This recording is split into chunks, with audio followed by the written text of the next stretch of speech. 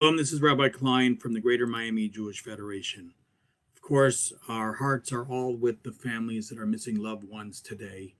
It's been a disastrous few days in Miami, and I know that all of us are concerned and all of us are praying for the welfare of those that are injured and also those that are still accounted for.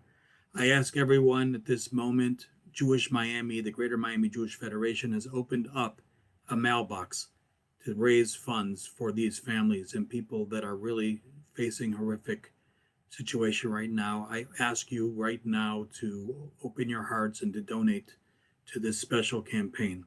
I also ask all of you, if you are interested in volunteering, the Greater Miami Jewish Federation has a Jewish Volunteer Center, and if you want to help in any way, I'm sure that help will be appreciated. We have chaplains and rabbis on site who are going around the clock trying to help in any way we can bring support to those families during these very trying days.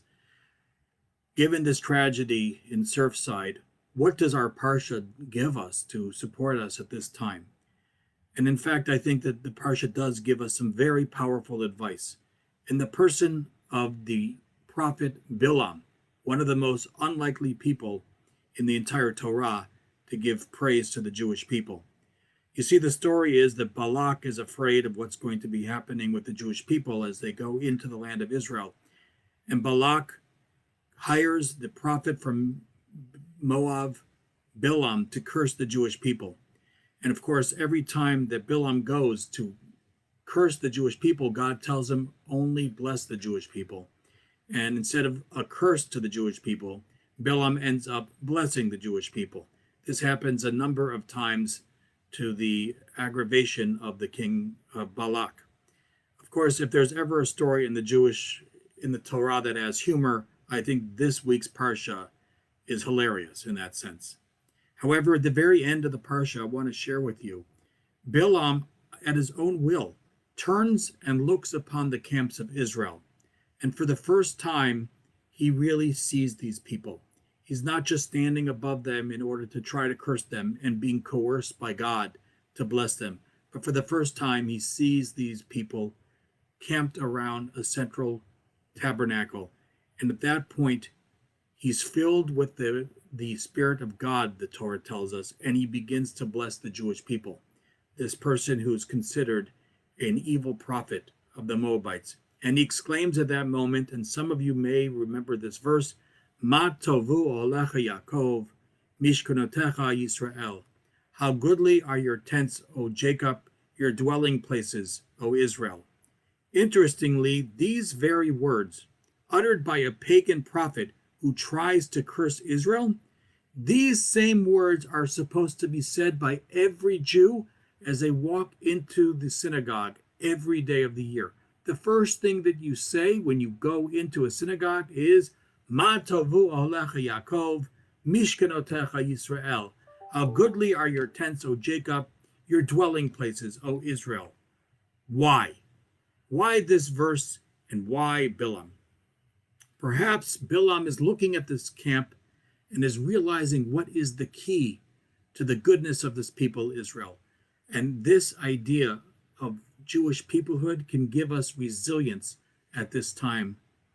So think about the words, Ma tovu ohelecha Yaakov, how goodly are your tents, the word ohel, and the second part, mishkanotecha Yisrael, your mishkan, your tabernacle, Israel.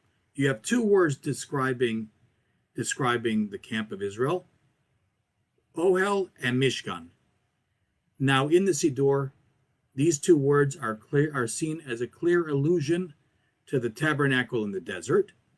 And that tabernacle in the desert is a model of the temple in Jerusalem. And every synagogue, wherever we are, is called a mikdash me'at. It's called a temple in miniature. So every synagogue, in a sense, is like that mishkan, that tabernacle in the desert.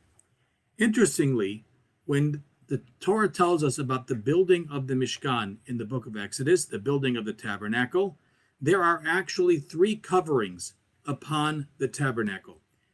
One is called Michse Ohel, the covering of the Ohel. This is made by a mysterious skin of a tachash animal, which we don't know what they were. But then there are two inner levels as well. There's the middle level is called the ohel. The ohel or the tent, was created from ram's skin. And finally, the tabernacle, called the Mishkan. And those were embroidered tapestries made of blue, purple, and crimson yarn. The first level, the Michsela Oel, the outermost level, seems to be very much a protective covering and doesn't have a thematic dimension, but the latter two do have thematic dimensions. The Ohel refers to the notion of the temple as an Oel Moed, a central meeting point.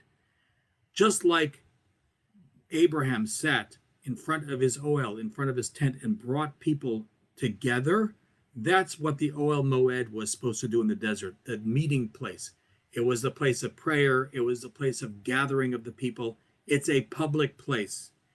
In fact, in the desert, if you wanted to make a sacrifice to God, you couldn't do it in your backyard. You had to go to the tabernacle. You needed to go to the Oel Moed. Similarly, when the Jewish people came to the land of Israel and the tabernacle was replaced with the permanent temple, you couldn't make a sacrifice wherever you wanted. You needed to go to Jerusalem, that central place.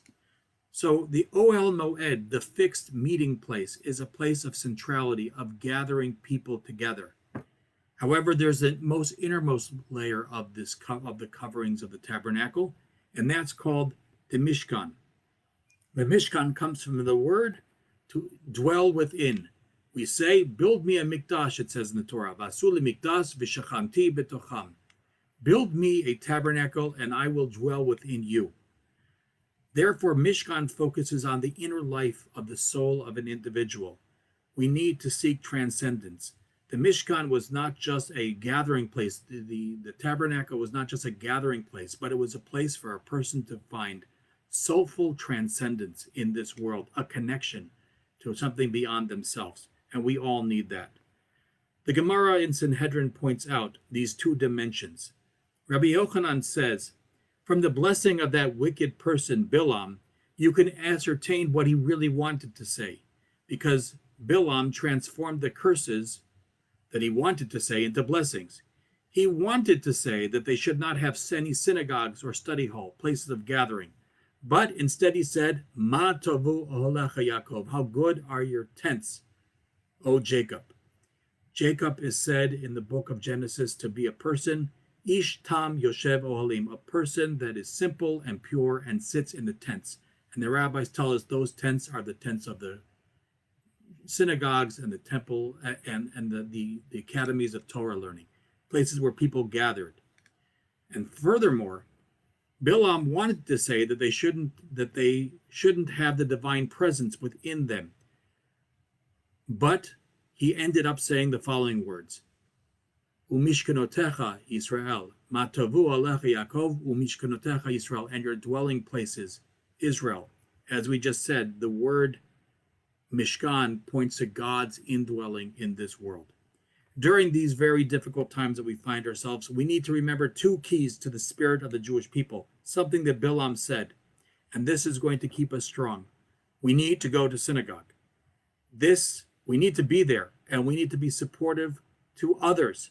Community is critical. You don't do Judaism by yourself. It's not only house rituals. Whether you're going via Zoom or not, this is a time for each of you to say that I'm present, I'm here, I want to be seen, and I want to support. Therefore, we need to go to Ohalecha Yaakov. We need to go to those tents of meeting of Jacob. And then we also need to remember our own souls at this time. Just this week, only a day before this event, I had a meeting with Rabbi Shalom Lipsker, the rabbi at the Shul of Bell Harbor, and they've been singularly impacted by these events in Surfside, as many of them are congregants there. And I talked to Rabbi Lipsker this day, right before this happened, about the Pew Report and my fears of the lack of Jewish connection. And Rabbi Lipsker said the following. He said, you know what the problem is?